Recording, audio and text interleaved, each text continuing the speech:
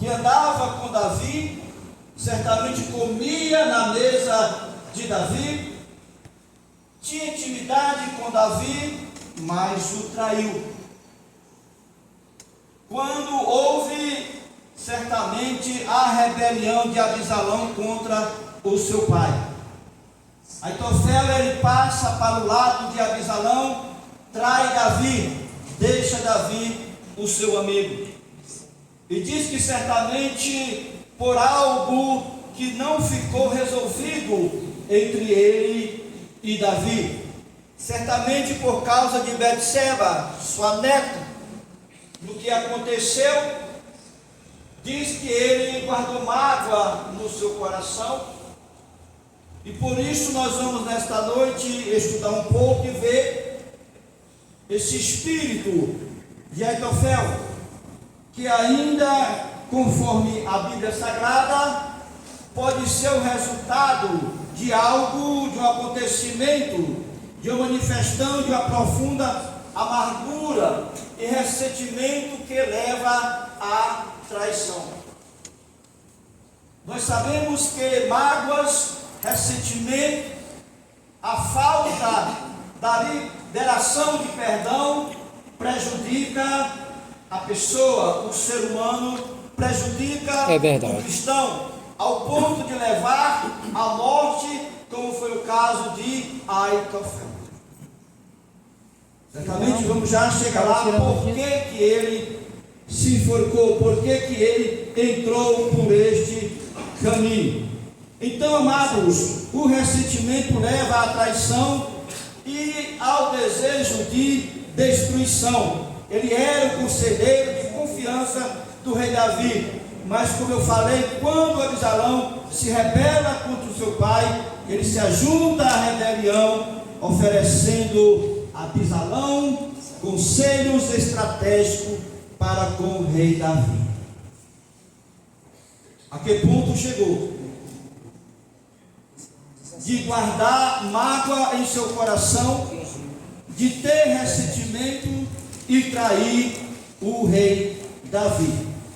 E quando nós vemos aqui, amada, a sua amargura, possivelmente ela era originada de um conflito não resolvido, como eu falei, de Betseba, sua neta. E ele levou ele a tomar essas decisões e que causaram grande dor e sofrimento.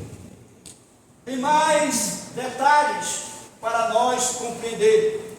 O espírito de Aitofel, ele se manifesta através de amargura e de ressentimento.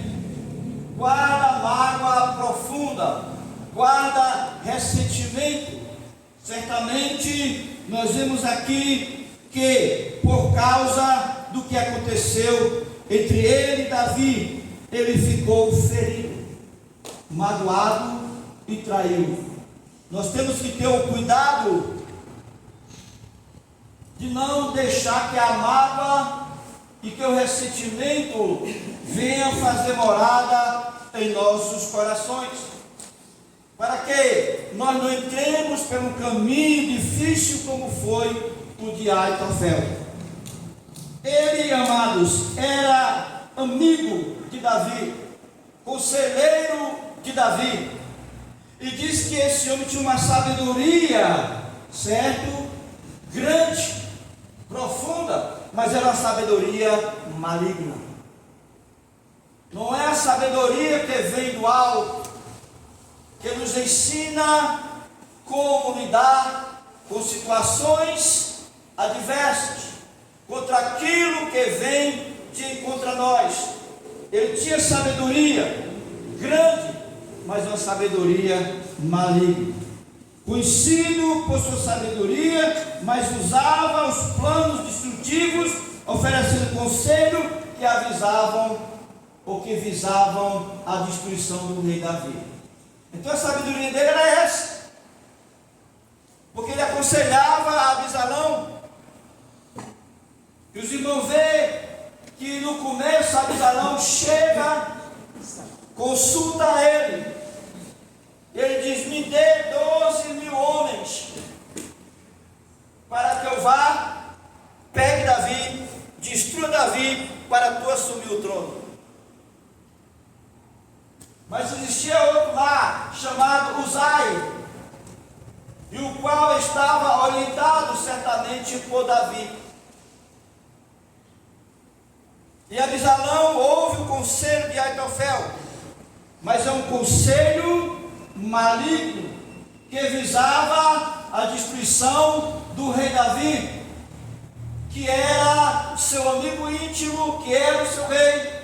Ele fazia parte do conselho, aconselhava Davi, mas agora estava revoltado. E Uzai, ele entra com outro conselho e diz: Abisalão, tu sabes que teu pai é varão valoroso, que ele é estrategista em batalhas, que nesse momento teu pai não está de peito aberto não, neste momento ele está escondido por aí, para usar a sua estratégia, e isto é perigoso para ti. E Abisalão diz: é verdade, então eu vou ouvir o conselho de Uzai e não de Aitofel. É aí, os irmãos vão ver mais um pouco adiante, que ele, por não ter sido ouvido, foi se enforcar. Mas, amado, esse espírito de Aitofel é um espírito que não libera o perdão. Faltava perdão na vida de Aitofel, porque ele tinha incapacidade de perdoar, levando a vingança. E nós sabemos que a Escritura, ela nos diz que se nós não perdoarmos uns aos outros, tampouco o vosso Pai Celeste, glória a Deus, nos perdoará. Glória a Deus.